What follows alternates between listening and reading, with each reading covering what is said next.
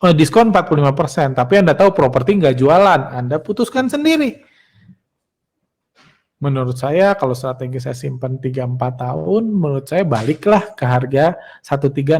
Harusnya penjualan ini akan balik dalam 3-4 tahun, resiko 40%, maksimum 3 tahun, potensinya naik 45%, Anda bisa beli sahamnya. Jadi itulah perbandingan, nggak usah pusing-pusing buat valuasi, bandingin aja sama harga rata-rata orang beli. Jadi di sini ada tabelnya. Jadi dari sini ini juga di tabel yang sama kita kasih ini rata-rata harga after COVID-19. Jadi setelah kejatuhan COVID-19 sampai Juni 2020, BCA itu rata-rata harga orang beli di masa COVID-19 itu 27.025. Berarti udah naik 5% dari harga akhir Juni. Rata-rata orang beli segini, harga sekarang di sini. Telkom malah turun. Rata-rata orang beli Telkom itu 3194, sekarang 30 di akhir Juni 3050. Jadi turun. Jadi ini perbandingan juga yang bisa Anda lihat. Yang naik banyak semen Gersik misalnya. Yang ini semen Gersik harga akhir Juni 9625, rata-ratanya 8128, berarti udah naik banyak banget dibanding harga rata-rata.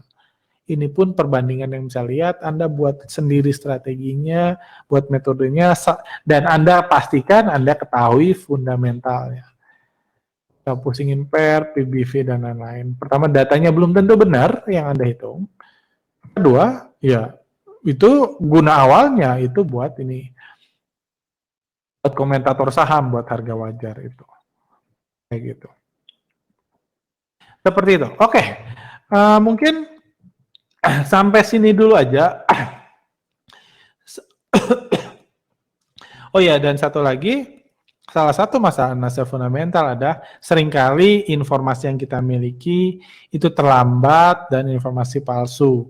Itu banyak rumor, banyak ini, jangan mudah percaya karena informasi yang kita dapat profit itu kemungkinan udah bocor berbulan-bulan sebelum kita tahu. Jadi Anda harus pertimbangkan juga kemungkinan ini, jadi mendingan fokus ke yang aktual-aktual aja, yang nggak berubah-berubah aja, Anda nilai bisnisnya, bukan nilai kinerjanya sehari, 2 hari terakhir, seminggu terakhir, potensial profit, itu buat Anda bingung, itu tujuan para komentator saham, bukan tujuan investor pada umumnya. Kayak gitu. Jadi itu tips saya untuk analisa fundamental, pertanyaan-pertanyaan tadi. Kalau ada mau pertanyaan tentang analisa fundamental, bisa dimasukkan di kolom pertanyaan.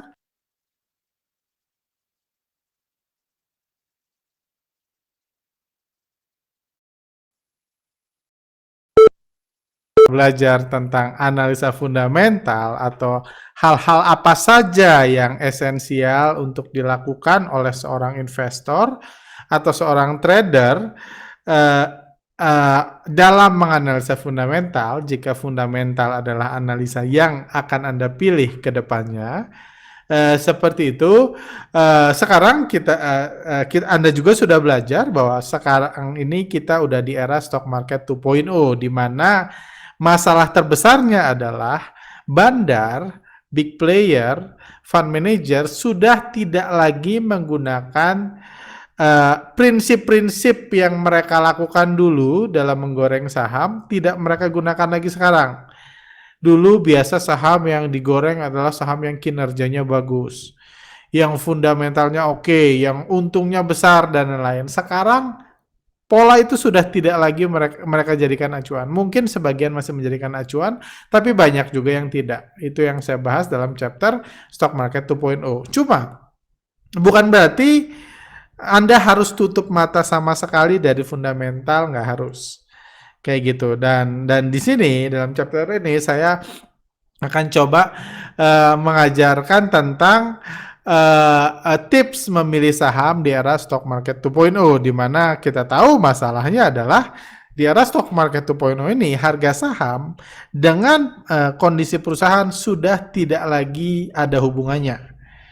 Tidak ada hubungannya bukan berarti berbanding terbalik. Banyak orang beranggapan tidak ada hubungan berarti berbanding terbalik. Kalau perusahaan busuk harganya harus naik, perusahaan bagus harganya harus turun. Bukan. Tidak ada hubungan, bukan juga berbanding lurus. Perusahaan bagus harus naik, perusahaan jelek harus turun, bukan juga. Tidak ada hubungannya ya, simply random aja. Ada perusahaan bagus yang harganya naik, ada perusahaan bagus yang harganya turun, juga sebaliknya. Ada perusahaan busuk yang turun, delisting, dan perusahaan busuk yang harganya naik. Kayak gitu. Jadi, tapi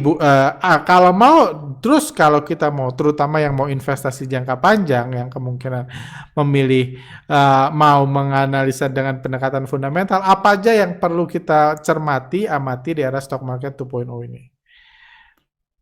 Saya akan memberikan 5 tips memilih saham di era stock market 2.0. Pertama adalah, yang tentunya nggak boleh Anda skip adalah eksistensi perusahaan di masa depan. Kalau Anda mau invest jangka panjang, anggaplah Anda mau investasi 5 tahun. Kalau Anda mau invest 5 tahun, pastikanlah perusahaannya masih sehat 5 tahun ke depan. Itulah gunanya yang tadi diajarkan oleh saya fundamental. Kenali bisnisnya, kenali prospeknya, dan lain-lain. Jadi, perusahaan masih ada 5 tahun ke depan. Karena kalau perusahaannya sudah tutup, sudah delisting, sudah tidak sanggup bayar utang, bisa sudah disuspend, bisa sudah delisting. Nggak ada gunanya Anda investasi 5 tahun, kalau 5 tahun lagi Anda nggak yakin perusahaannya masih ada. Kan kuncinya adalah 5 tahun. Kalau 3 tahun ya pertanyaan ini buat 3 tahun. Masih ada, apa berarti pertama masih beroperasi. Kalau bisa masih beroperasi yang dengan at least kurang lebih kayak sekarang. Bukan masih beroperasi tapi udah ganti bisnis, udah itu ya janganlah. Atau udah kecil banget kayak gitu. Jadi perusahaannya masih beroperasi. Kalau bisa dia masih profit. Kalau sekarang profit, kita asumsikan 5 tahun ke depan masih profit. Kalau sekarang rugi, 5 tahun ke depan dia sudah konsisten profit. Juga masih layak disimpan para investor. Karena yang invest bukan cuma Anda. Untuk Anda bisa jual sahamnya ke orang lain, yang invest harus banyak juga. Yang beli sahamnya banyak juga, jadi harus bisa masih layak disimpan oleh investor, dan kalau bisa masih bagi dividen. Masih mau atau masih bisa bagi dividen. Ini eksistensi. Jadi ini penting, ya simpelnya ya Anda kenali bisnisnya, kenali perusahaannya, kayak gitu. Caranya macam-macam. Kalau Anda orang akuntansi mau baca laporan keuangannya lembar per lembar, silakan. Kalau Anda anak hukum nggak usah, nggak perlu. Karena toh Anda nggak ngerti, effort nggak penting. Yang penting Anda tahu dulu masih beroperasi nggak, masih profit nggak, kayak gitu. Gambaran aja, karena ya many things can happen dalam 5 tahun. Tapi at least ketika Anda beli, itu yang harus Anda miliki. Pertanyaan. Ini contohnya perusahaan yang tergusur perkembangan zaman. Saya yakin Anda pun tahu. Nggak butuh anak akuntansi, nggak perlu lihat rasio keuangan dan lain-lain, Anda pun tahu. Misalnya perusahaan taksi, ini sudah lama tergusur zaman. Perusahaan ini koran, percetakan koran, bisnis koran sudah lama tergusur zaman. Sekarang buku pun tergusur zaman. Televisi itu sudah tergusur zaman. Jadi at least kalau saya yang ditanya, saya udah nggak ngeliat ada masa depan yang jelas untuk bisnis-bisnis ini mau dalam 3 tahun, 5 tahun, 10 tahun ke depan. Kalaupun masih ada, saya yakin 5 tahun ke depan masih ada TV swasta, masih ada. Tapi mungkin sudah jauh lebih nggak sehat dari sekarang. Mungkin udah nggak profit, masih beroperasi, cuman mungkin udah nggak mau lagi bagi dividen. Dan nggak layak disimpan investor. Ini perusahaan yang tergusur perkembangan zaman menurut saya. Kalau Anda punya pendapat lain, punya point of view lain ya silahkan. Atau Anda yang berinvest. Ada juga perusahaan yang masa depannya mungkin dipertanyakan di era pandemik. Misalnya perusahaan batu bara. Sekarang climate change, perubahan iklim itu bukan lagi wacana, bukan lagi seru-seruan dokumentasi, tapi udah real terlihat efeknya di negara-negara Eropa dan negara-negara Amerika, negara-negara besar kayak gitu ya, pemimpin ekonomi. Sudah terlihat efeknya, ada gempa di tempat yang sebelumnya nggak pernah ada gempa, ada banjir besar dan lain-lain. Jadi sudah terlihat efeknya, bukan lagi isu bukan lagi isu sosial lah, atau hati nurani dan lain-lain, alam, isu ini, bukan, tapi udah real, efeknya udah terlihat di manusia. Dan misalnya hal tersebut membuat bisnis batu bara yang menyebabkan polusi itu dipertanyakan. Saya yakin masih ada 5 tahun ke depan. Cuma apakah masih sesehat sekarang, itu tentunya butuh pemahaman yang lebih. Saya bukan ahli batu bara, cuman menurut saya mungkin masih oke, masih ini, cuma ya masa depannya sudah ada pertanyaan yang bisa ada perubahan cepat atau perubahan tertentu yang bisa memukul bisnis batu bara. Kayak gitu. Walaupun sisi positifnya bisnis batu bara adalah energi paling murah, bahan baku paling murah. Kayak gitu. Itu satu. Misalnya bisnis perkantoran.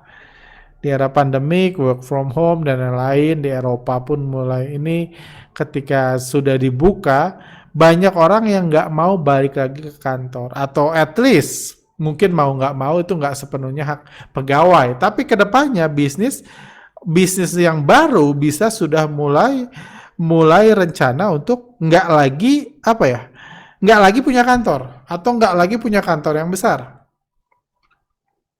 kayak gitu. Misalnya saya dan istri, kantor kami berdua sudah mulai ada pegawai yang akan work from home terus atau dimanapun dia lah.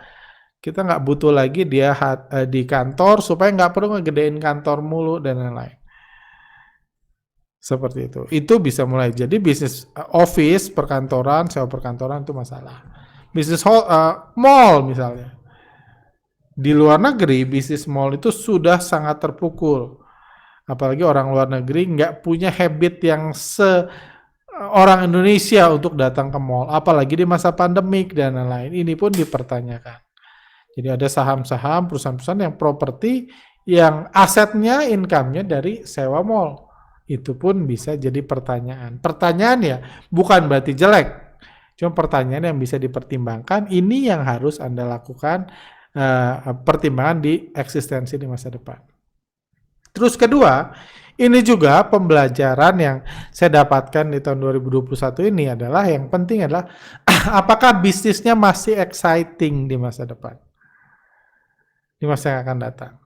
Exciting itu misalnya ada hal-hal baru dalam bisnis yang menarik dan membuat investor berandai-andai. Contohnya di 2021 ini ada heboh tentang satu semester pertama 2021 didominasi oleh bank rencana digital.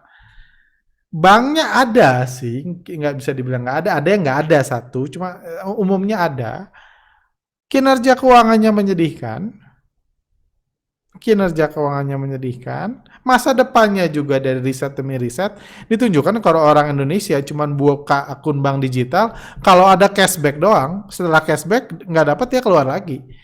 Jadi penggunanya pun ditunjukkan aplikasinya jarang digunakan dan lain-lain, tapi nilai sahamnya gila-gilaan. Dia menjual excitement. Ownernya, pemiliknya menjual excitement karena berandai-andai nanti